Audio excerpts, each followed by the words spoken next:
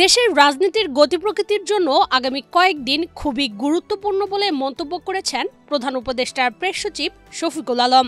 ৩১ জুলাই বৃহস্পতিবার দুপুরে সচিবালয়ের গণমাধ্যম কেন্দ্রে সাংবাদিকদের সঙ্গে মতবিনিময় সভায় একথা বলেন তিনি।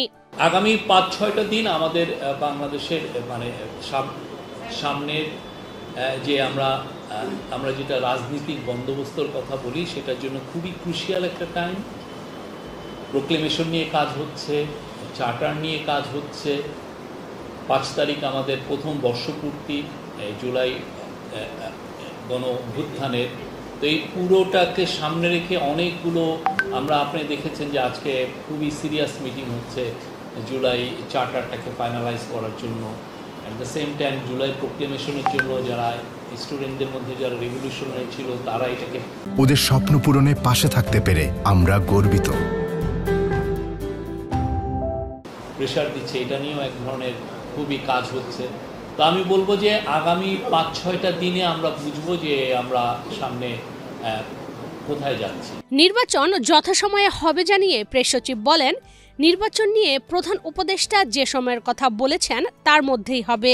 এ বিষয়ে প্রধান উপদেষ্টার দৃঢ় অবস্থান। জনগণের অংশগ্রহণ থাকলে আগামী নির্বাচন উৎসবমুখর এবং সুষ্ঠু ও নিরপেক্ষ হবে বলেও আশা প্রকাশ করেন তিনি। ইলেকশন দেরি হবে না। ইলেকশন প্রফেসর ইউনূস যেই সময় বলেছেন তার থেকে একটা দিন দেরি হবে না। উনি প্রথমে বলেছিলেন যে এটা এপ্রিলের ফার্স্ট 15 ডের মধ্যে হবে। পরবর্তীতে আমরা লন্ডনে বলেছি যে এটা যদি অনেকগুলো সংস্কার হয় এবং ট্রায়ালের কাজগুলো এগিয়ে যায় সেক্ষেত্রে এটা ফেব্রুয়ারিতে হবে।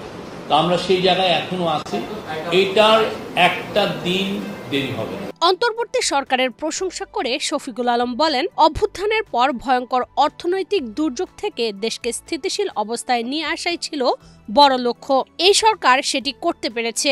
আমাদের 1 বছর হয়ে গেল। 1 বছরে আমরা কতটুকু সফল কতটুকু ব্যর্থ আপনারাই জাজ করবেন। বাট আমার মনে হয় যে আমরা যেই একটা ভয়ানক রকমের একটা ভূমিকম্পে 8 রিক্টার স্কেলের একটা ভূমিকম্পে যেরকম একটা দেশ ছারখার হয়ে যায় সেরকম একটা দেশকে আমরা পেয়েছি। সেই জায়গায় এই গভর্নমেন্ট চেষ্টা করেছে এই দেশটাকে আবার গ্রোথের জায়গায় ফিরিয়ে আনতে।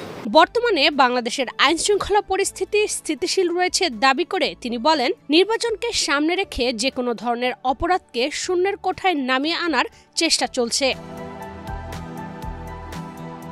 চাঁদাবাজির বিষয়ে বর্তমান সরকারের অবস্থান জিরো টলারেন্স জানিয়ে প্রেস সচিব আরও বলেন, প্রমাণ পেলে যে কারো বিরুদ্ধে ব্যবস্থা নেওয়া হবে। স্বাধীনতার 54 বছরেও রাজনৈতিক দলগুলোর ফান্ড রেজিং এর বিষয়ে স্বচ্ছতা নেই।